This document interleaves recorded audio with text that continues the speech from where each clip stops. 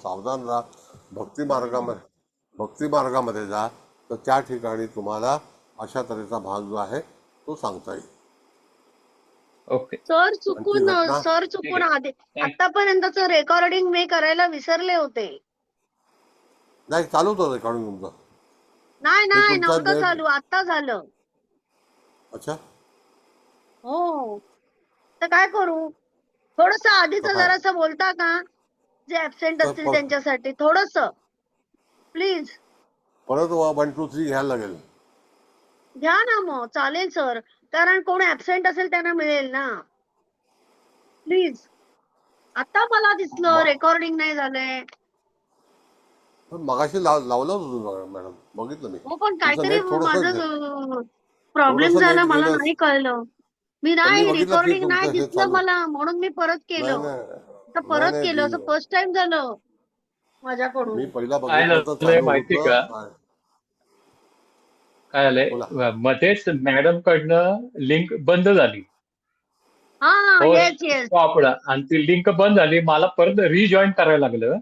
मग ते रिजॉईन केल्यावर तुम्ही पण चालू केलं, त्यावेळेला तुम्ही रेकॉर्डिंग चालू केलं नाही, असं झालंय. कारण अगदी असं स्टार्टला झालं, असं झालं. 8:30ला रेकॉर्डिंग चालू होतं. म्हणजे सरांचं जे चालू पहिली होतं. 5-10 मिनिटं आहेत हे सगळं रेकॉर्डिंग झालंय. मग मध्येच झालंय. एकदम तुम्ही लिंक बंद केली. सर एक मग मैं ती सवाल लिंक बंद पूछता हूँ उसमें कुठेतरी ना टच झालं माझं आणि मी बाहेर पडली गेली बाय मिस्टेक, असं नाही झालं ते. बाहेर नाही पडला तुम्ही. नेट गेल्यानंतर ऑटोमॅटिकली तुम्ही बाहेर गेलात आणि परत जॉईन झालात. पण त्यावेळेला तुम्हाला रेकॉर्डिंग हो, लावायला हवं होतं. हा, बोलिये शाह हवं साहेब. होतं. नाही, पण थोडक्यात जरी बोललात तरी चालेल आधीच, बरं बरं, ठीक म्हणजे आहे जे ठीक आहे ऍबसेंट आहेत त्यांच्यासाठी सर प्लीज. ठीक है ठीक है. हाँ बोला शाह साहब, बोलिए, आपको क्या पूछना है? गुडू व्हिडिओ कॉल केला होता हेलो. का तू? ते व्हिडिओ मेघश्याम भाटक आहेत, त्यांनी मला मेसेज केला ना, मला लिंक जॉईन होता येत नाहीये. तेव्हा काहीतरी बघायला शोधायला गेली आणि असा गोंधळ झाला माझा. शाह साहब, आपको कुछ पूछना है क्या? आता विचारत होतं ना ते.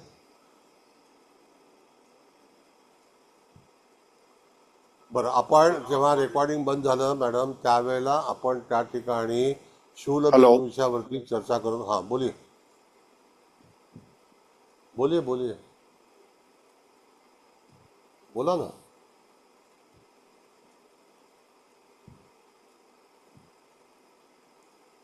हॅलो. चालू करा सर, तुम्ही विद्युन्मुख पासून चालू करा. हां, आता विद्युन्मुख म्हणजे आपल्या दृष्टीसमोरचं फळ आहे. दृष्टीसमोरचं फळ ह्या ठिकाणी आपण जर पाहिलं तर त्या ठिकाणी जातकाच्या जीवनामध्ये त्याला कोणत्या तऱ्हेचं त्याला तिथे फळ मिळेल हे जर आपण विचार केला तर तो जो बिंदू आहे तो कोणत्या स्थानामध्ये आहे, तो कोणत्या स्थानामध्ये असल्यानंतर त्याला ते फलित भोगावं लागेल.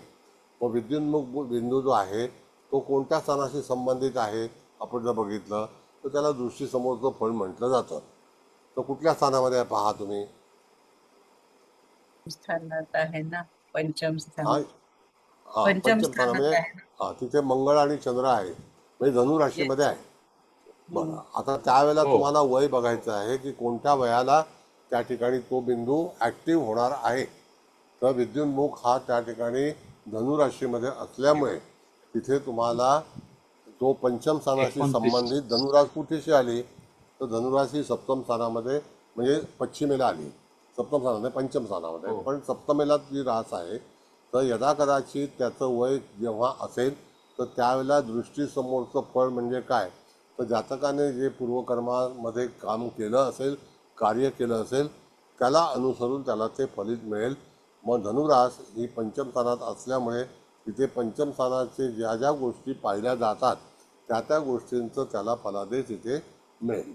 मग तसंच आपण पुढे सरकत आल्यानंतर त्या ठिकाणी दुसरा बिंदू जो लागतो तो शूलबिंदू आहे आणि तो धनिष्ठा नक्षत्रामध्ये उपलब्ध आहे आणि त्या ठिकाणी कुठलाही ग्रह नाही. पण तिथे जो वेध आहे तो केतूचा वेध लागलेला आहे त्या नक्षत्रातून. पण हे नक्षत्र द्विपाद असल्यामुळे शूल नावाचा बिंदू जो आहे तर त्या ठिकाणी जातकाला सप्तम स्थान आणि षष्ठ स्थान ह्याच्या दोन्ही स्थानातली फळं ही त्याला मिळतील हे निश्चित आहे. आता दोन्ही स्थानातली फळं म्हणजे काय, तर षष्ठस्थान म्हणजे रोग आहे, आजार आहे, त्या ठिकाणी शत्रू आहे, कोर्ट कचेरी आहे, किंवा सप्तम स्थान जे आहे ते आपला जोडीदार आहे. तर त्या नाचा आता. कोणी चालू केले? कठीण आहे. जोडीदार आहे, तर त्या संदर्भामध्ये त्या जातकाला तिथे हानी पोहोचण्याची शक्यता असू शकते. म्हणजे स्थान आणि नक्षत्राचे जे चरण आहेत त्याच्यावरती आधारित तुम्हाला सगळ्या बिंदूंचा फलादेश जो आहे तो आपण तिथे विचार करतो. मग तसंच आपण पुढे गेल्यानंतर जातकाचा मेष राशीतला जो संबंध आहे तो सन्निपात आहे आणि तिथे भरणी नक्षत्रामध्ये शनी महाराज तिथे उपस्थित आहेत. तर अशा वेळेला त्या ठिकाणी भरणी नक्षत्राचा फलादेश आणि सन्निपात, तर सन्निपात हे जे आहे हे भाग्यस्थानाशी संबंधित आहे. तर जातकाला यदाकदाचित भाग्यासंदर्भामध्ये पुन्हा पुन्हा एखादी सुरुवात करावी लागेल. सन्निपात म्हणजे गुजरातीमध्ये त्याला रटन म्हटलेलं आहे, म्हणजे एखादी गोष्ट वारंवार करावी लागणे, त्याला आपण म्हणतो अगेन अँड अगेन. तर तसं त्या व्यक्तीच्या जीवनामध्ये भरणी नक्षत्रामध्ये ते जे वय असेल त्या वयाला त्या ठिकाणी तुम्हाला तशा गोष्टींचा अंमल होईल. आणि तिथे शनी महाराजसुद्धा आहेत, त्याच्यामुळे त्या ठिकाणी जातकाला कठीण परिस्थिती येईल आणि एकदा पुन्हा रचना करावी लागेल. मग त्याचा तो व्यवसाय असेल किंवा तत्सम काही गोष्टी असेल आणि तो जो ग्रह आहे तो षष्ठेश आणि सप्तमेश आहे. मग त्याबद्दल बऱ्याच वेळेला लोकांना आपल्या शत्रूबद्दल, आपल्या जोडीदाराबद्दल जी काही ॲडजस्टमेंट करावी लागते, तसा हा भरणी नक्षत्रामध्ये बिंदू कितव्या वर्षी येतो त्यावेळेला ती घटना घडू शकेल. Okay, what it. त्यानंतर आद्रा नक्षत्रामध्ये केतू नावाचा बिंदू आहे. केतू म्हणजे पताका, त्याचं नावलौकिक होणे. आता त्या नावलौकिक होताना तुम्हाला ती जी घटना आहे, जसं आता मिथुन राशीमध्ये जेव्हा एखादा ग्रह जाईल तर तो कधी जाईल, तर आता मिथुन राशीमध्ये शनी महाराज जाण्यासाठी फार उशीर आहे, पण तोपर्यंत ते वय येतं आहे का, हा एक भाग आहे. तर आता मेषेला शनी महाराज जातील, मग वृषभेला 2.5 वर्ष, मग मिथुनेला येतील. मग त्याप्रमाणे त्याला ते वय लागू पडतं का. मग त्या ह्याच्यामध्ये समजा गुरुसारखा ग्रह त्या वयाला जर असेल तर चांगला प्रतिसाद मिळेल. म्हणजे गुरु हा माणसाचा लौकिक तयार करतो आणि धर्माचा कारक असल्यामुळे केतू हा पताका ही सुद्धा धर्माची कारकच आहे. त्याच्यामुळे त्या ठिकाणी जातकाला धर्मासंदर्भातील काही गोष्टी किंवा जे काही चांगलं कर्म असेल त्या संदर्भामध्ये तो निश्चित पुढे जाऊन त्याचा लौकिक होईल. म्हणजे जर तिथे पापग्रह असता, राहूसारखा मुळातच ग्रह असता, केतूसारखा असता, तर त्या ठिकाणी वाईट त्याची चर्चा जीवनामध्ये घडली असते, असा विचार आपल्याला करायचा आहे. त्यानंतर तिथे दुसरा जो काही बिंदू आहे तो पूर्णपणे मघा नक्षत्रात येतो. तर त्या ठिकाणी मघा नक्षत्रामध्ये असणारा बिंदू हा कंप आहे. तर जातकाचं लग्न जे आहे ते सिंह आहे, तर हा बिंदू जो आहे तो लग्नस्थानामध्येच उपस्थित आहे. तर त्याच्यामुळे त्या जातकाला यदाकदाचित जातकाची हानी ही शारीरिक होण्याची शक्यता दर्शवली जाते. मग ते जे कंप आहे त्याला जे हादरे बसतील, तर कंप म्हणजे काय, तर भूकंपासारखे हादरे जेव्हा आपल्या शरीरावरती पण होतात, काही वेळेला बाहेरून हल्ला होतो किंवा जीवनामध्ये अशा काही घडामोडी होतात की ज्याचा आपण शॉकिंग ज्याला न्यूज म्हणतो, ते सुद्धा जीवनातील असे हादरे आहेत. मग तशाच प्रकारे तो कुठल्या वयामध्ये होणार, तिथून एखादा ग्रह जाणार आहे का, तर आत्ता बघितलं आपण तर त्या ठिकाणी वय नसून पण केतू आता तिथून जाणार आहे, कळलं का. मग केतू जाणार असेल तर त्या ठिकाणी त्या जातकाला दरवेळेला केतू जाईल तेव्हा होणार नाही, त्याला वयाचं लिमिट आहे. मग त्या वयाला तिथून एखादा ग्रह जात असेल तर त्या ठिकाणी त्या तारखेला त्या घटनेला आपण सांगितलं होतं की सूर्य जो आहे तो साधारणतः 25 ऑगस्टच्या दरम्यान तिथून प्रवास करणार असेल तर त्यावेळेला ती घटना होऊ शकेल. म्हणजे तो बिंदू जो आहे आणि तिथे एखादा ग्रह आहे, तर मघा नक्षत्रामध्ये ग्रह कधी प्रवेश करतो, तो 15 ऑगस्टला. 15 ऑगस्टपासून ते तुम्हाला 25 ऑगस्टपर्यंत साधारणतः 28 ऑगस्टपर्यंत सूर्य जो आहे तो त्या ठिकाणी वास्तव्य करतो. त्यानंतर तिथे वज्र नावाचा बिंदू आहे. तर वज्र म्हणजे काय, तर जातकाच्या याच्यामध्ये यदाकदाचित एखादी शस्त्रक्रिया आहे, ज्याला आपण वेपन म्हणतो. तर अशा तऱ्हेचा एखादा हल्ला होणे किंवा शरीरामध्ये काही त्रास होणे किंवा त्यामध्ये त्याच्या याच्यातून हत्येचा प्रयत्न होणे, अशा तऱ्हे अपघात होणे, अशा तऱ्हेचा वज्रघात जो आहे तर ते वेपन आहे. तर त्याच्यामुळे जातकाला त्रास होण्याची शक्यता आहे. तर जातकाला तुम्ही असं सांगू शकता की तुझ्या जीवनामध्ये अशा तऱ्हेचा प्रसंग येण्याची शक्यता अमुक एका वयामध्ये आहे, तर तुम्ही थोडंसं सांभाळून राहावं. कळलं मॅडम? Thank you sir.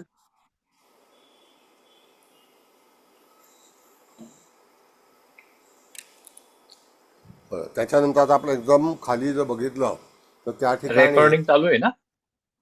हो, चालू आहे. चालू. त्या ठिकाणी निर्धात नावाचा बिंदू येतो आणि तो बिंदू जो आहे तो वयाच्या 48व्या वर्षी.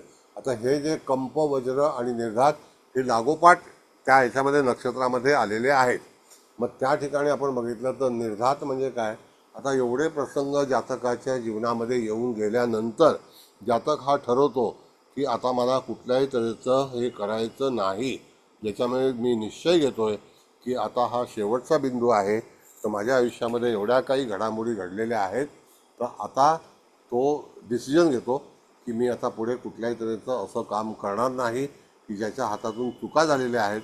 त्या चुकांवरती तो त्या ठिकाणी आपला निर्णय घेतो आणि सांगतो की आता मला पुढे जायचं. म्हणजे माणसाच्या जीवनामध्ये असे कठीण प्रसंग येतात, अनुभव येतात आणि त्याच्यावरती तो ठरवतो की मला आता पुढे जायचं नाही आहे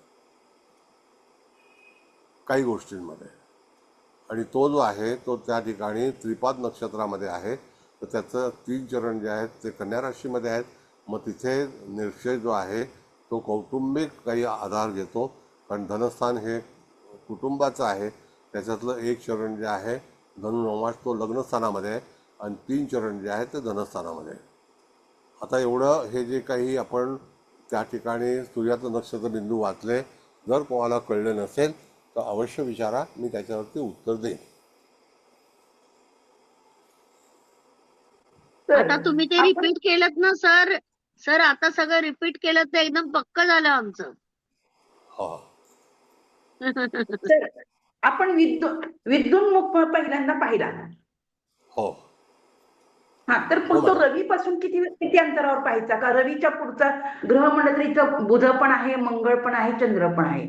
मग आपण हा मंगळ तरच घेतला. नाही, आता तिथे जो ग्रह पहिला येईल ना, विद्युन्मुख म्हणजे दृष्टीसमोरचं फळ आहे आणि तो कुठल्या वर्षी ॲक्टिव्ह होणार आहे असा विचार करायचा. कळलं मॅडम? तर तो तिथून यथा कदाचित दुसरा ग्रह पण जाऊ शकतो. म्हणजे जीवनामध्ये आपल्या मागील आयुष्यामध्ये आपण जे केलेलं कर्म असेल ते आपल्या डोळ्यासमोर दिसतं असा त्याचा अर्थ आहे. म्हणजे तिथे रवीच असेल असं नाही, कदाचित शनी पण असू शकेल. त्या काळामध्ये गोचरीचा भ्रमण करणारा ग्रह आणि ते वय हे त्या जातकाला त्या ठिकाणी धोकादायक ठरू शकतं. म्हणजे चांगलं असेल तर चांगलं मिळेल, वाईट असेल तर वाईट मिळेल. मग कदाचित शुभग्रह जात असेल तर शुभ फळं मिळतील. पण सूर्य हा वर्षातून एकदा त्या तिथून भ्रमण करणारच आहे. तो सुद्धा त्या ठिकाणी जे तुम्ही कर्म केलं असेल ते तुम्हाला दृष्टीसमोर दिसायला लागेल, पाहावं लागेल, असं आहे. ओके ओके, बोला समजलं. मॅडम. ओके.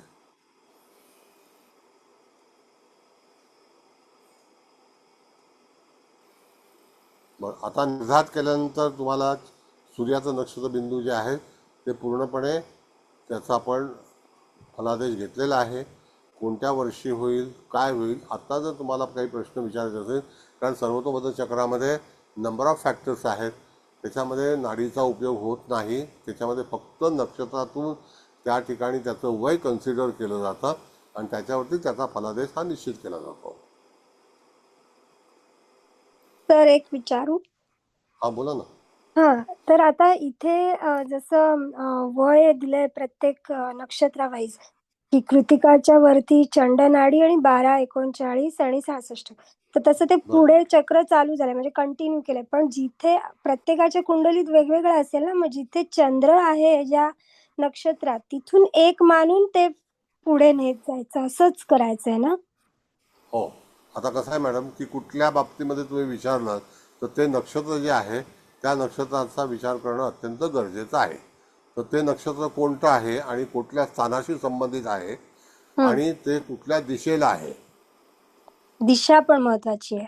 हो, ओके. दिशावरून आता जसं भरणी नक्षत्र जे आहे ते उत्तर ईशान्येला आहे. मघा नक्षत्र जे आहे ते पूर्व आग्नेयला आहे.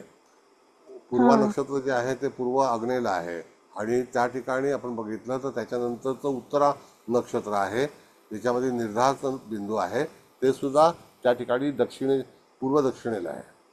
नाही पण मग दिशांचं कसं फळ बघायचं की म्हणजे आपल्या हा, घरामध्ये काही नाही स्थापन केलं असेल त्या दिशेला जसं आपण नाही सांगतो. वास्तूमध्ये त्यानुसार फळ नाही मिळतं नाही का? नाही नाही नाही नाही असं आहे मॅडम की एखादं संकट येणार असेल किंवा एखाद्या व्यक्तीपासून येणार असेल तर त्या ठिकाणी व्यंजन आणि स्वर दिलेले आहेत. आता जसं म आणि ट जे नाव आहे ते सिंह राशीतलं आहे. मग त्या ठिकाणी आद्रा नक्षत्रातलं नाव क आणि छ आहे. भरणी नक्षत्राचं जे नाव आहे ते अ ल ई आहे. तर अशा व्यक्तीकडून तुम्हाला यदाकदाचित त्रास होण्याची शक्यता दर्शवली जाते. हा मग म्हणजे तेव्हा तुम्हाला हा, कळलं हा कळलं.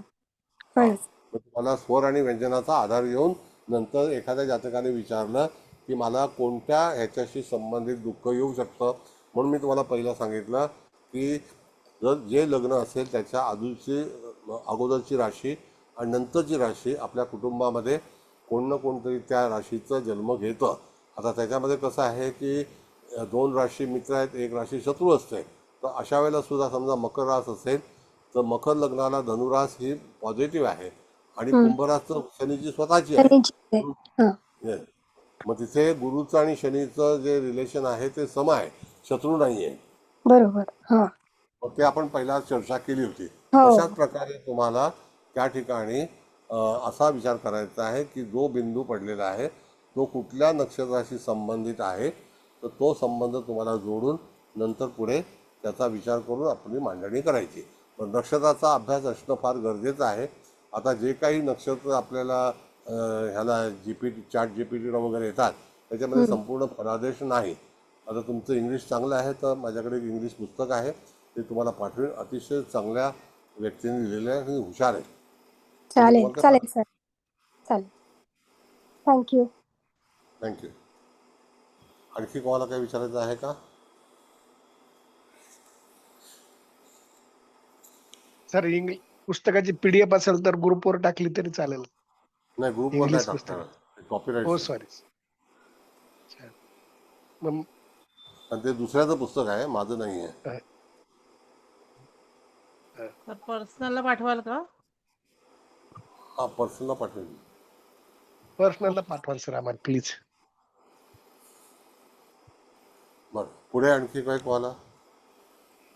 तर तुम्ही मला पाठवा, मग मी प्रत्येकाला वैयक्तिक पाठवेन. ठीक आहे.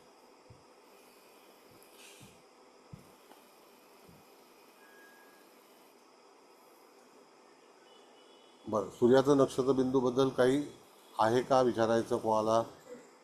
का सर्वतोपरी चक्राबद्दल काही विचारायचं आहे? सगळं विचारा. क्लिअर झाले पॉइंट सर, सगळे क्लिअर झाले. नाही, एक मिनिट मॅडम. सूर्यात नक्षत्र बिंदू आता ही जी कुंडली काढली आहे त्यामध्ये ग्रह कुठं दिलेले नाहीत. मग ते ग्रह लग्न कुंडलीप्रमाणे बघायचे का नवमांश प्रमाणे बघायचे? नाही, तिथे ग्रह असेल तर त्या ग्रहाचा इफेक्ट मिळेल. जर ग्रह नसेल तर त्याला आणणार करू आपण. नाही मग नाही, गोचरीच्या आता ग्रहांचा या उपयोग करायचा. जसं आता बघितलं भरणी नक्षत्र, एक मिनिट, भरणी नक्षत्राच्या ह्याच्यामध्ये शनी ग्रह आहे. मग त्या ठिकाणी तो सन्निपात बिंदू आहे तर तेव्हा शनीचा विचार करायचा आहे आपल्याला. आता ग्रह आला नाही तर आणणार कुठून? मग मूळच्या एकच मग राशीमध्ये गोचरीने एकच ग्रह विचारणार आहे. आहे. मग गोचरीने गोचरीने विचार विचार करायचा. पण हो, जर तिथे ग्रह असेल, आता सिंह रास रिकामी आहे, मिथुन रास रिकामी आहे, तर मिथुन राशीमध्ये आद्रा नक्षत्रामध्ये एकही ग्रह नाही आहे. पण भरणी हो. नक्षत्रामध्ये शनी महाराज आहेत, धनुष्य नक्षत्रामध्ये कोण नाही आहे, पूर्वामध्ये नाहीये, कोण नाही, मघामध्ये कोण नाही, उत्तरामध्ये कोण नाही. हो. रेवतीच पण जर ग्रह असेल तर ग्रहासंदर्भात विचार करणं गरजेचं आहे. आणि शेवटी काय सांगितलेलं आहे आपल्याला की आपल्या जीवनामध्ये राशी, नक्षत्र आणि ग्रह आणि स्थाने ह्या सगळ्याचा गोळाबेरीज करूनच फलादेश. मग तुम्ही कुठलंही शास्त्र शिकलात तरी सुद्धा तुम्हाला फलादेश हा त्या चौघांपासूनच मिळणार. रास थँक्यू सर. ही एंटायर पॉकेट आहे, त्यानंतर नक्षत्र आहे आणि ग्रह आहे आणि स्थान आहे. म्हणून स्थानगत ग्रहांची फळं हा विषय फार महत्त्वाचा आहे. Thank you sir. थँक्यू. बरं, आहे का कोणाला काही विचारायचं?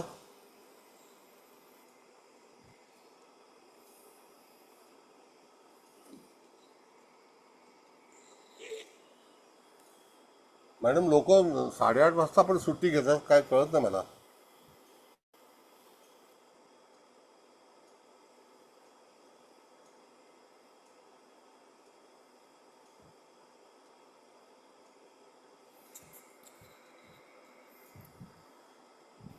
मग चंद्राचं नक्षत्र बिंदू सुरू करू का? करा सर, करा. ठीक आहे. लोक प्रश्न विचारत नसतील तर करायला काय हरकत नाही. हो. आता चंद्राचा नक्षत्र बिंदू हा जो भाग आहे हा कसा विचार केला जातो की त्या ठिकाणी चंद्राचा नक्षत्र बिंदू म्हणजे आपण जे वर्तमान कर्म करतो त्याला आधारित आपल्याला ह्या सगळ्या गोष्टींचा विचार करावा लागतो. आता त्या ठिकाणी पहिलं जे आहे ते चंद्रापासून असणारं कर्म नावाचं जो बिंदू आहे तो सुद्धा भाग्यस्थानामध्ये आलेला आहे. आता भाग्यस्थान हे कोणाकडे आहे तर मेष राशीकडे आहे. मग त्या ठिकाणी तुम्हाला कर्म नावाचा बिंदू हा कुठे आहे तर त्या ठिकाणी अश्विनी नक्षत्रामध्ये आहे. मग अश्विनी नक्षत्रामध्ये असल्यामुळे जातकाचं कर्म हे कशा स्वरूपाचं असेल आपण जर बघितलं तर त्या ठिकाणी त्याचं जे काही विचार असेल तो मेष राशीचा संबंध आणि अश्विनी नक्षत्राचा संबंध हा हार्डशिप आहे. मग त्याचं कर्म कसं असेल, इंजिनिअरिंग, टेक्नॉलॉजी, त्याच्यानंतर इत्यादी मेकॅनिकल किंवा आणखी इत्यादी श्रमिक ज्या काही गोष्टी असतात त्याला अनुसरून त्याचं जे काही कर्म असेल ते त्याला तिथे करावं लागेल. म्हणजे त्या ठिकाणी कर्म नावाचा बिंदू जो आहे तर भाग्य आजमावण्यासाठी किंवा भाग्य निर्मिती करण्यासाठी म्हणून त्याला कर्म नावाचा बिंदू हा जसं तो कर्म करेल त्याप्रमाणे त्याचं फलित मिळेल असं आहे. आणि तो बिंदू भाग्यस्थानामध्ये मेष राशीत आहे, अश्विनी नक्षत्रात आहे. तर अश्विनी नक्षत्र हे कठीण नक्षत्र आहे, त्याला श्रम केल्याशिवाय फलित मिळणार नाही. म्हणजे कर्माचं फळ जे आहे तर ते कर्माचं स्वरूप कसं असेल याचा विचार आपल्याला करावा लागतो. म्हणजे कर्म कोणत्या तऱ्हेचं असेल तर आता अश्विनी नक्षत्रामध्ये किंवा मेष राशीमधली जी कर्म आहेत तर ती कशी आहेत. एखाद्या वेळेला एखादी व्यक्ती पोलीसमध्ये जाते किंवा एखाद्या राजकारणीमध्ये जाते, एखादा इंजिनियर असतो, एखादा टेक्निशियन असतो. मग ते सुद्धा त्या ठिकाणी आपण बघितलं तर कुठल्या स्वरूपाचं कर्म त्याच्या जीवनामध्ये लिहिलेलं आहे तर ते डॅशिंग कर्म असेल. कारण का जर रास सॉफ्ट असेल तर कर्म सॉफ्ट असेल, रास ही कठीण असेल तर कर्म कठीण असतं. हा भाग आहे. मग तुम्हाला पहिला राशींचा विचार केला पाहिजे. उदाहरणार्थ समजा आपण कन्या राशीमध्ये हा बिंदू आला असता तर त्या ठिकाणी कन्या राशी व्यापारी आहे तर त्याचं कर्म हे व्यापारासंदर्भामध्ये असू शकतं. जर समजा कर्क रास आलं तर कर्क राशी ही सेवा राशी आहे. ह्या राशींची वर्णनंसुद्धा आपल्याला लक्षात हवी. तर त्याच्यावरून आपण सांगू शकतो की बाबा ह्याचं सर्व्हिस जे आहे ती सर्व्हिस डिपार्टमेंटमध्ये तो काम करू शकतो. मग एखादा डॉक्टर होऊ शकतो, एखादं नर्स होऊ शकते, एखादं सिव्हिल सर्व्हिसमध्ये काम करणारा असतो. तर अशा वेळेला कर्क राशीचा संदर्भ आहे. मग योद्धा असेल तर त्या ठिकाणी मेष राशीचा संदर्भ आहे. म्हणजे कर्म हा नावाचा बिंदू जो आहे तो तुम्हाला अशा तऱ्हेनेच विचार करून कथन करता आला पाहिजे. त्यानंतर तिथे संघटित नावाचा जो बिंदू आहे तो बघा त्या ठिकाणी मिथुन आणि कर्क राशीमध्ये गेलेला आहे. आता मिथुन राशी कर्क राशीमध्ये आपण जर पाहिलं तर त्याची नक्षत्र ही भिन्न भिन्न आहेत का तर त्या ठिकाणी तिथे पुनर्वसू नक्षत्र आहे. तर त्याला पुनर्वसू नक्षत्र काय आहे तर ते त्रिपाद नक्षत्र आहे. नक्षत्र एकच आहे पण ते त्रिपाद आहे. तर एक चरण त्याचं कर्क राशीमध्ये आहे आणि दुसरं चरण जे आहे 3 चरण जी आहेत ती मिथुन राशीमध्ये आहे. मग याचा 3/1चा भाग 25% 75% असा विचार करायचा. आणि संघटित मग हा व्यक्ती जो आहे ही व्यक्ती एखादी गोष्ट एका लोकांना त्या ठिकाणी तिथे एकत्रित करून काम करण्याची शक्यता दर्शवली जाईल. म्हणजे त्या ठिकाणी त्याला आपण सांगू शकतो की तुझ्या जीवनामध्ये तू जोपर्यंत लोकांना एकत्रित करणार नाही तोपर्यंत तुझ्या जीवनातला जो काही भाग आहे तो तुला चांगल्यापैकी भोगता येणार नाही आणि तुला फलित मिळणार नाही. म्हणजे संघटित म्हणजे काय, लोकांना एकत्रित करणं. बरेचसे लोक जे असतात हे आपलं युनियन आहे किंवा आपला समूह आहे, तर त्या लोकांना एकत्रित काम करून पुढे जाण्याची तिथे इच्छा असते आणि त्याच्यामध्ये ते यशस्वी होतात. आणि तो लाभस्थानामध्ये आलेला बिंदू असल्यामुळे त्या ठिकाणी जातकाला ती रास जी आहे, नक्षत्र चांगलं आहे तर ते नक्षत्र आणि ती रास ही व्यापारी तत्वाची आहे, म्हणून मनुष्य त्या ठिकाणी लोकांना एकत्रित करण्याची कला त्याला अवगत असेल. त्यानंतर उदय नावाचा बिंदू येतो. तर उदय म्हणजे त्या ठिकाणी जातकाचं नशीब हे कधी उघडेल, कुठल्या वर्षी असेल, की पर्टिक्युलर त्या वर्षामध्ये त्याला भरभराट येईल का, म्हणजे लोकांना एकत्रित केल्यानंतर बिंदू कुठला येतो, तर उदय येतो. म्हणजे उदय म्हणजे जातकाला रायझिंग पॉईंट म्हणतो आपण. तर रायझिंग पॉईंट हा कधी येईल त्याच्या जीवनामध्ये, आणि तिथे पूर्णपणे कर्क रास आहे. जरी ती 12व्या स्थानाचा अधिपती असलं तरीसुद्धा त्या ठिकाणी आपण बघितलं तर ही परदेशाशी संबंधित ते स्थान आहे. तर जातकाचा उदय यदाकदाचित परदेशामध्ये होण्याची शक्यता आहे. आणि तिथे राहू हा ग्रहसुद्धा आहे. म्हणजेच काय, की त्या ठिकाणी तुम्हाला जर राहू असेल तर राहूसुद्धा परदेश गमनाचा कारकग्रह आहे. तर तो ग्रह नसेल तरीसुद्धा स्थान जे आहे ते परदेश गमनाचं आहे. म्हणून जातकाचा संदर्भ हा परदेश गमनाशी होऊ शकतो. म्हणजे उदय कुठे होईल, तर त्या ठिकाणी होईल पर्टिक्युलर. बोला, आहे काय त्याच्यावरती काही तुम्हाला विचारायचं आहे? बरं, मग तिथे लग्नस्थानामध्ये आधान नावाचा बिंदू आलेला आहे. आता आधान म्हणजे काय, तर विकास. जातकाचा विकास हा जो आहे तो लग्नस्थान जे आहे, तर लग्नस्थान हे कुठलं आहे, तर सिंह राशीचं आहे. त्या ठिकाणी सिंहराज कुठेशी आहे, तर पूर्व आग्नेयला सिंहराज आहे. मग त्या ठिकाणी जातकाच्या जीवनामध्ये विकास जो आहे तो स्वतःच घडवेल, स्वतःच करेल. त्याच्यामध्ये त्या ठिकाणी विकासाचं क्षेत्र कुठलं असेल, कुठलं काम करायला पाहिजे, तर त्या ठिकाणी बघायचं आहे की लग्नाधिपती हा कोणत्या राशीत आहे, कोणत्या स्थानामध्ये आहे, त्याला अनुसरून तुम्हाला त्याचा विकासाचा भाग विचार करता आला पाहिजे. तर आता इथे आपण बघितलं तर लग्नेश जो आहे तो पराक्रमात नीचेचा आहे, कळलं का. तो नीचेचा असल्यामुळे त्या ठिकाणी जातकाला आउट ऑफ द वे जाऊन त्याचा विकास निश्चित करावा लागेल. तो शनीच्या समसप्तक योगामध्ये आहे. आता हा जो पराक्रम स्थान आणि भाग्यस्थानाचा जर योग बघितला तर आमच्या ताजिक शास्त्रामध्ये त्याला गैरकंबूल नावाचा योग अतिशय कठीण योग म्हणून समजला जातो. मग अशा तऱ्हेचे योग असणारे जे लोक आहेत ते जीवनामध्ये प्रचंड प्रमाणामध्ये यश मिळवल्यानंतर सुद्धा हानी निश्चित करतात, हानी पोचते त्यांना. मग तशा तऱ्हेचा हा रवी शनीचा समसप्तक योग मी काल पण तिथे विचार केला होता. तर त्यावेळेला तुम्हाला त्या ठिकाणी जो पराक्रम स्थानामध्ये आहे म्हणजे जातकाचं तूळ रास संबंधित आहे, तर विकास हा शुक्रासंदर्भात जर आपण त्याला विचार केला तर निश्चित होऊ शकतो. कारण का रास ही शुक्राची आहे, तृतीय स्थान आहे. तर त्याच्यामध्ये आलेलं नक्षत्र हे कोणतं आहे याच्यावरती आपल्याला लक्ष केंद्रित करायचं असतं. आता ते नक्षत्र स्वाती आहे का चित्र आहे हे बघा.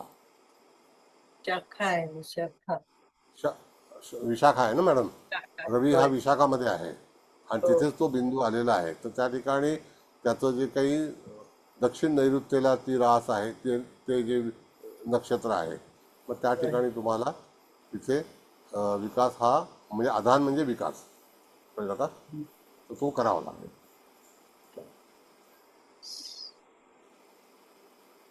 बोला.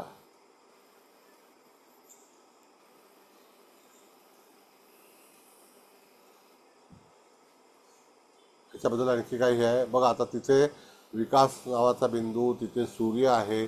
त्या ठिकाणी सूर्याला विचार करून तिथे हा जो बिंदू आहे तो विशाखामध्येच आलेला आहे का पहा. नैऋत्य दिशेला बघा.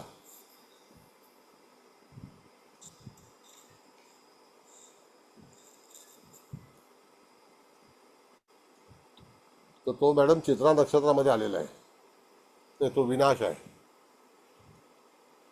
विकास जो आहे तो मॅडम मघा याच्यामध्ये आलेला आहे, आधान नावाचा बिंदू आहे ना मॅडम, मघामध्ये आलाय, मघामध्ये मघामध्ये आलेला आहे.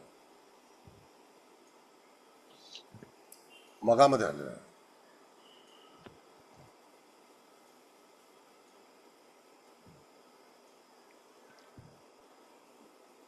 पण तो शनीच्या समोर आलेला आहे का?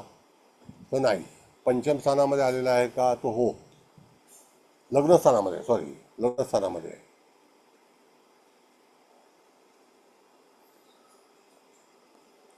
आधार नावाचा बिंदू हा लग्नस्थानामध्येच आहे. विनाश कन्या आणि याच्यामध्ये आलेला आहे.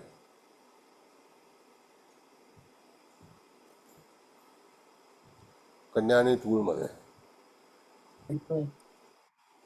नाही का? हो, विनाश कन्या आणि तुळमध्ये आलाय. मग आता ते द्विपाद नक्षत्र आहे, जर चित्र आहे म्हणजे कन्या राशी आणि तूळ राशीमध्ये आलेलं आहे. मग त्या ठिकाणी तुम्हाला असा विचार केला पाहिजे की जातकाच्या जीवनामध्ये विकास झाल्यानंतर विनाश हा ठरलेला आहे. तर तो कसा आहे? तर त्या ठिकाणी आपण बघितलं तर तूळ आणि कन्या राशीचा संबंध येतो. तर तूळ आणि कन्येमध्ये जेव्हा त्या ठिकाणी स्थानाच्या बाबतीत विचार केला तर सूर्य हा जो आहे हा जरी विशाखामध्ये असला तरी तो त्या राशीमध्ये हे नक्षत्र जे आहे हे द्विपाद नक्षत्र आहे. मग द्विपाद नक्षत्र असल्यामुळे त्या ठिकाणी जातकाला पर्टिक्युलर दोन्ही राशींचा संबंध त्याच्यामध्ये येईल. कन्या राशीचा पण येईल, पण ते द्विपाद असल्यामुळे 50-50. मग धनस्थानामध्ये असल्यानंतर त्याचा काय होईल? विनाशाच्या बाबतीत आपण विचार केला तर आर्थिक हानी होण्याची शक्यता आहे. आणि पराक्रम स्थान विचार केला तर जातकाचा भावंड यांचं पण अधोगती होण्याची चिन्ह त्याच्यामध्ये दर्शवली जातात. बघा, कॅल्क्युलेशन करा आणि मग मला विचारा प्रश्न.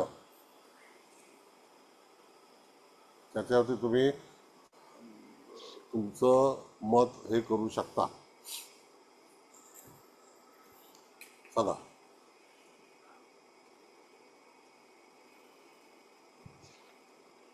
आहे काही संबंध?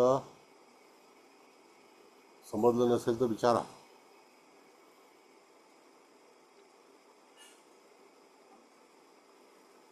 काणे मॅडम, तुम्हाला कळलं का बरोबर? हो सर, कळलंय मला. हां. थँक्यू. कारण हे बिंदू जे आहेत तर आता हे बिंदू हा जो चंद्राचा नक्षत्र बिंदू आहे ना तो त्या ठिकाणी जातकाने प्रिव्हियस कर्म जे काही केलं असेल त्याच्या आयुष्यामध्ये वर्तमान काळामध्ये, प्रिव्हियस कर्म म्हणजे वर्तमान काळातलं, तर त्यावरती त्याला त्याचा जो काही यश आणि अपयश हे ठरलेलं आहे. मग त्याने आधार नावाचा बिंदू तो लग्नामध्ये आहे. त्याने जे काही श्रम करेल त्या श्रमाचं चीज होईल आणि तो त्या ठिकाणी लग्नस्थानामध्ये प्रगती करू शकेल. कर्म कुठल्या तऱ्हेचं असेल तर कर्म आपण मेष राशीमध्ये बघितलं तर मेष राशी कशी आहे? तर हार्डवर्क आहे, अश्विनी नक्षत्र आहे, चॅलेंजिंग आहे. म्हणजे अशा वेळेला तुम्हाला संदर्भ घेतला पाहिजे की तुम्ही प्रत्येक कुंडली जी आहे ती भिन्न भिन्न वेळेला वाचायची आणि भिन्न भिन्न वेळेला त्याचा फलादेश द्यायचा. तर त्याचे फलादेश पण भिन्न भिन्न आहेत, वेगवेगळ्या तऱ्हेने. म्हणजे दरवेळेला तुम्हाला चंद्राचा नक्षत्रबिंदू वाचायलाच हवी असं नाही, पण जर समजा तुम्हाला आवश्यकता असेल तर ती कुंडलीसुद्धा वाचायला यायला हवी.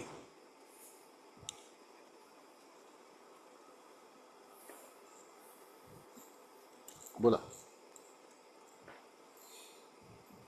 तर आपण जेव्हा कुंडल्या दुसऱ्यांच्या सोडवतो, म्हणजे आम्ही सोडवतो, तेव्हा आम्ही हा, लग्न कुंडली, चंद्र कुंडली, नवमांश कुंडली हा अभ्यास करतो. आणि आपल्या बरोबर. त्याच्यात महादशा, सूक्ष्मदशा, अंतर्दशा, विदशा हे सगळं बघून मग फलादेश करतो. पण आता सर्वतोभद्र शिकल्यानंतर मग ह्या पद्धतीने करून प्लस सर्वतोभद्राने पण करायचं का?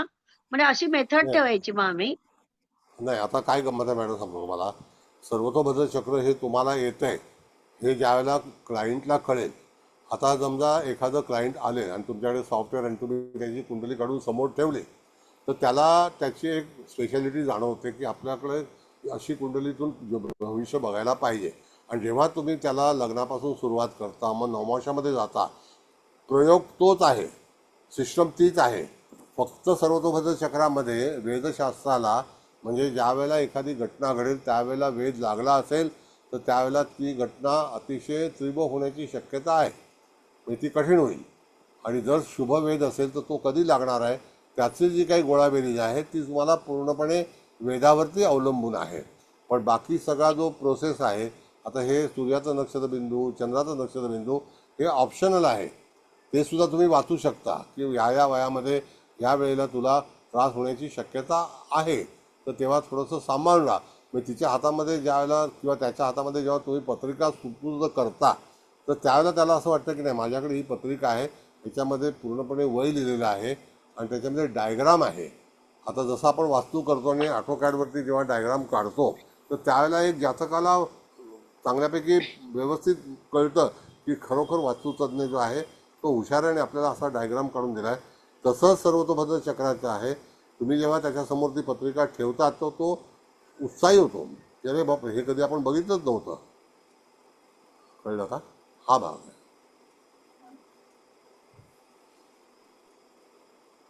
पण ह्याच्यातल्या सगळे जे काही पॉईंट्स आहेत ते शिकणं आणि त्याच्याबद्दलचं त्या ठिकाणी फलादेश देणं ही एक कला आहे.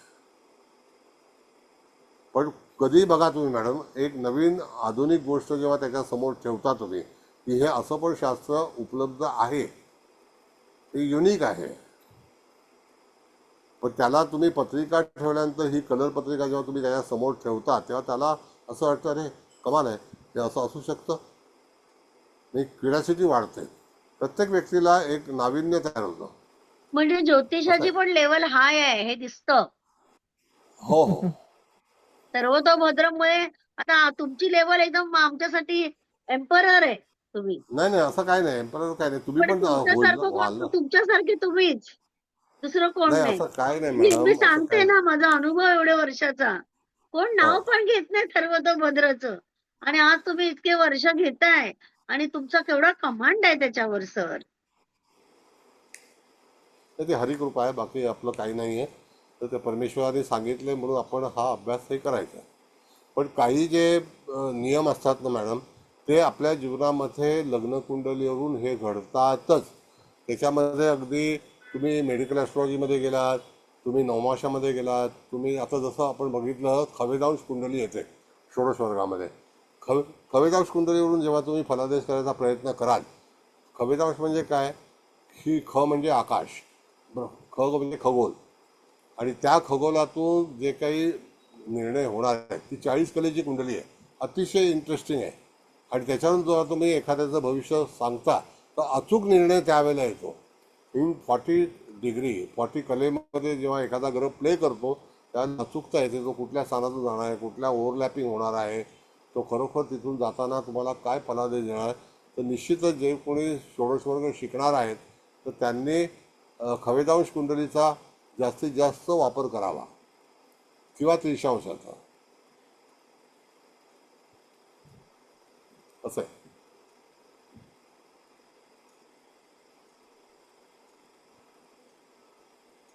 बरं, बोला आता. हे काही पुढचा बिंदू कुठला आहे मॅडम? बघा त्या ह्याच ठिकाणी. कुंडलीचं सगळं एक्सप्लेनेशन झालं ना, की मग ह्याच कुंडलीचं खवेदांश पण आम्हाला शिकवा. सेम कुंडलीचं. ठीक आहे, ठीक आहे. हा. मानस राहिला, मानस.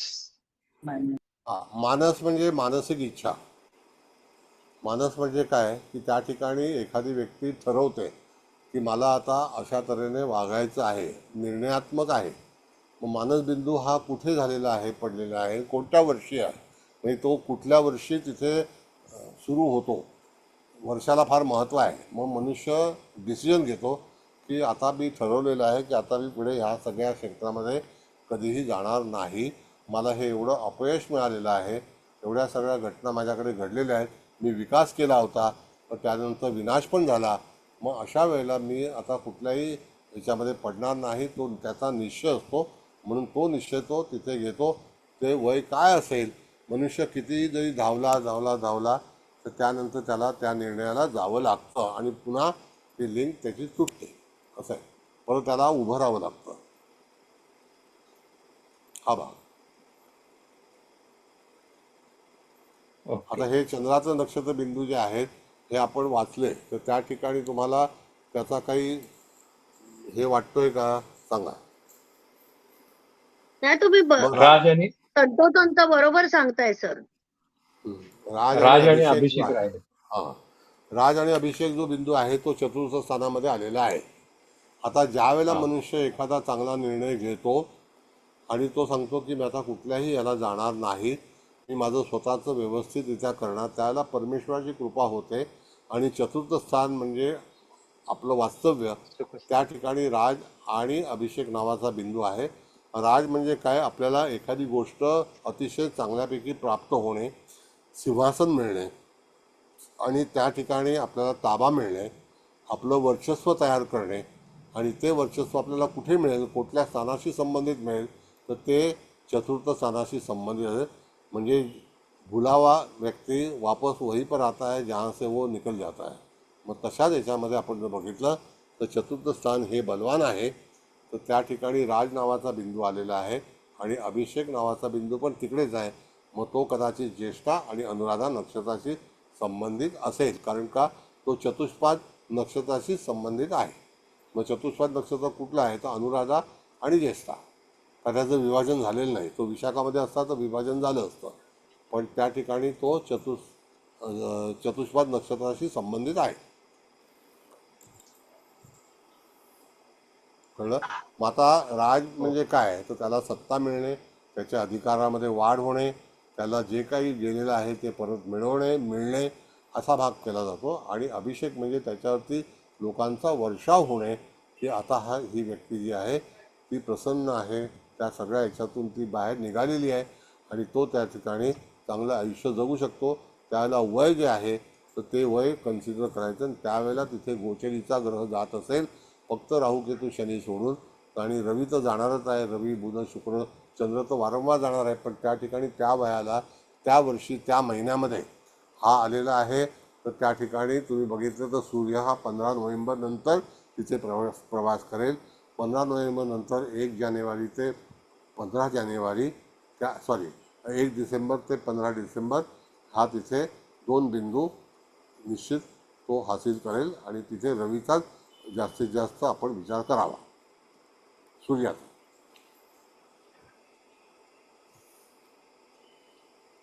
तर अशा तऱ्हेने तुम्हाला चंद्राचा नक्षत्रबिंदू, सूर्याचा नक्षत्रबिंदू त्याचा विचार करायला हवा.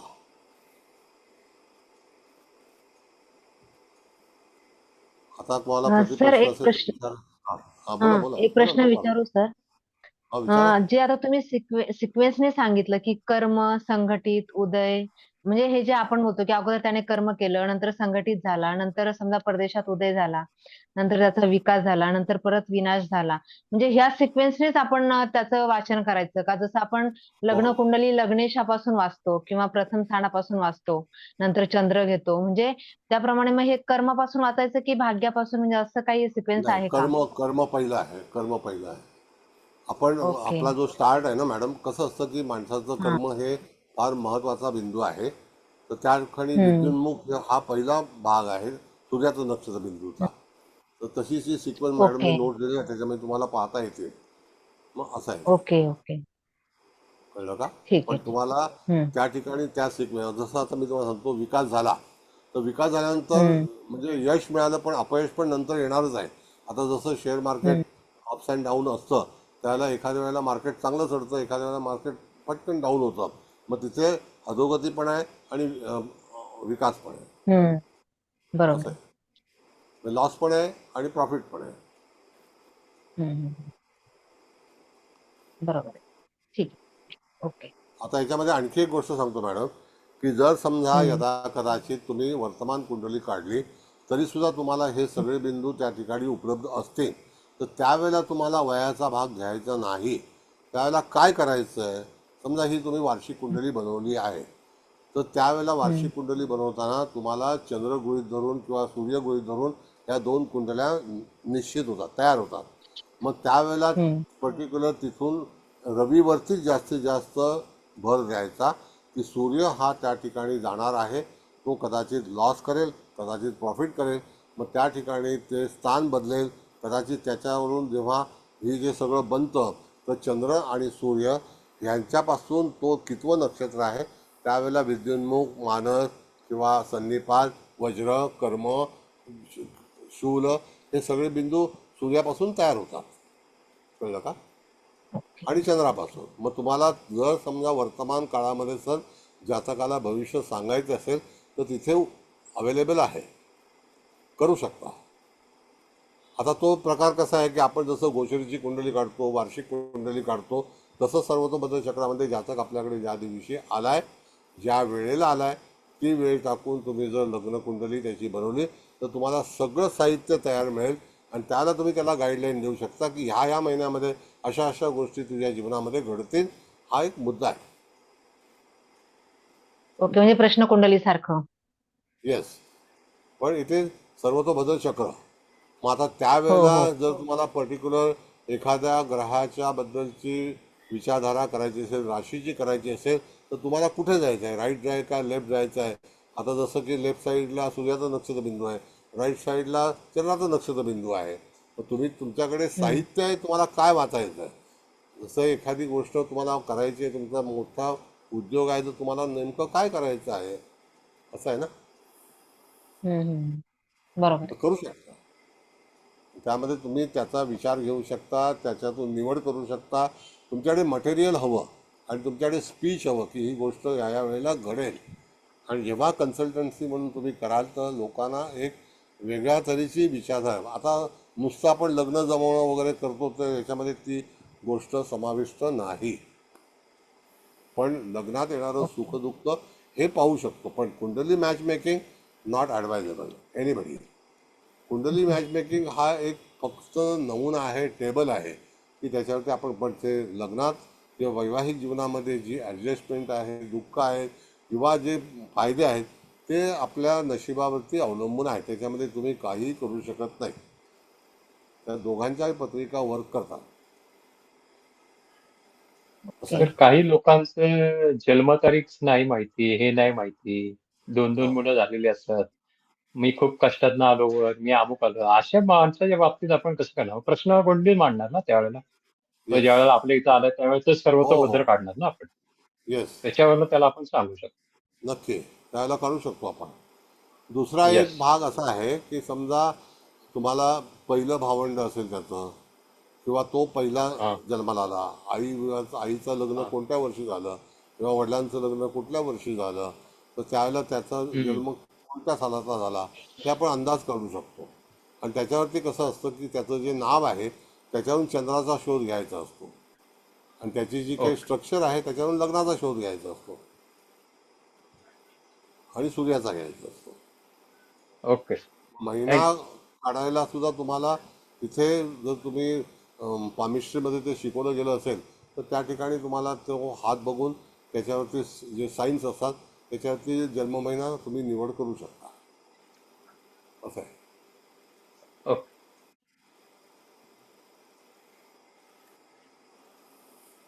बरं, आता ताई 10 वाजलेले आहेत.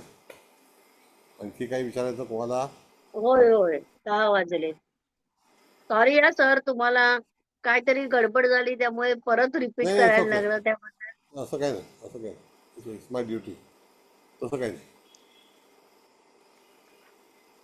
छान झाला आजचा अभ्यास. सूक्ष्म पद्धतीने खरंच व्यवस्थित समोर कुंडली असली आणि तुमचं एक्सप्लेनेशन जास्त पटकन ग्रास्प होतं. येस. त्यामुळे ती पाहिजे हातात, कुंडली पाहिजे. हो, आता काय कुंडली पाहिजे. डोक्यावरून जाईल. सगळे नियम आपल्याला माहिती असायला हवेत. कसं आहे की होय प्राथमिक होय कुंडलीशिवाय, लग्न कुंडलीशिवाय आपण पुढे जाऊच शकत नाही. कुठलंही शास्त्र तुम्ही केलं तरी सुद्धा, मग ताजिक करा, जेमिनी करा, तरी सुद्धा तुम्हाला मुख्य कुंडली पाहिजे. पंचपक्षी करा तरी सुद्धा, पंचपक्षी सुद्धा असंच आहे. सर अष्टक सुद्धा पंचपक्षीचा उपयोग होतो का? 100%. पंचपक्षी हे दक्षिण भारतातलं आहे आणि पंचपक्षीला हां. जसं की गिधाड आहे, मोर आहे, कावळा आहे, हं. त्याच्यानंतर उल्लू आहे, हे सगळ्या पक्ष्यांचा विचार केला जातो ना. नाही, त्याचा उपयोग म्हणजे पण ही आहे. लोकं करतात कसे म्हणजे? नाही, उपयोग म्हणजे म्हणजे कसं आता असतं मला की ह्याचा अभ्यास नाहीये. मी सांगतो तुम्हाला, आपला जन्म हा कोणत्या तिथीला झालेला आहे, तर त्या ठिकाणी कुठल्या पक्षामध्ये आहे, कृष्ण पक्ष आहे किंवा शुक्ल पक्ष आहे, हां. त्याच्यामध्ये असणारा ग्रह हा कोणत्या नक्षत्रात आहे, तर पर्टिक्युलर नक्षत्राला अमुक एक पक्षी निश्चित केलेला आहे. मग त्या चंद्राला तो पक्षी आहे का, मग त्याच्यात माझा सगळा प्रोग्राम आहे, त्याच्यामध्ये आम्ही भरपूर शिकवलं. मला वाटतं 10 लेक्चर झाले आमचे त्याच्यावर. हा कुबल मॅडम 10-12 लेक्चर होते ना आपले पंचपक्षीचे, ऍडव्हान्स पण केलं आपण. नॉर्मल आणि ऍडव्हान्स दोन्ही पण घेतले आणि मी हे सांगू इच्छिते की अतिशय उत्तम रिझल्ट येतात. म्हणजे त्या तो पक्षी कुठल्या अवस्थेत आहे आपण बघून काम केलं हो तर हो म्हणजे आम्ही अशा पत्रिका पण सोडवल्यात की लोकांना त्या वेळेस प्रमोशन मिळाले. छान, खूप अरे छान वा. रिझल्ट. त्याच्यामध्ये कसं आहे की पक्षी फिरायला गेलाय का, पक्षी जेवत आहे का, पक्षी झोपलेला आहे का, मृत आहे का, हे सगळं बघावं लागतं. त्याची अवस्था बघावी लागते. म्हणजे जन्माच्या वेळी का गोचरच्या वेळी? नाही, जन्माच्या वेळेला. आणि प्रश्न हा. सोडवताना सुद्धा तुम्हाला त्या पक्षाचं भ्रमण आहे का, कशी अवस्था आहे हे सुद्धा बघायचं. म्हणजे तो त्या 46 मिनिटासाठी तो पक्षीची अवस्था काय आहे. तो जर मृत असेल तर हा. निर्णयात्मक नाही. तो जर भोजन करत असेल तर तो निर्णयात्मक आहे. तो फिरायला गेला असेल तर तुमच्याकडे लक्ष देणार नाही, असं आहे. मग तो मृत असेल तर पुढे जायचंच नाही.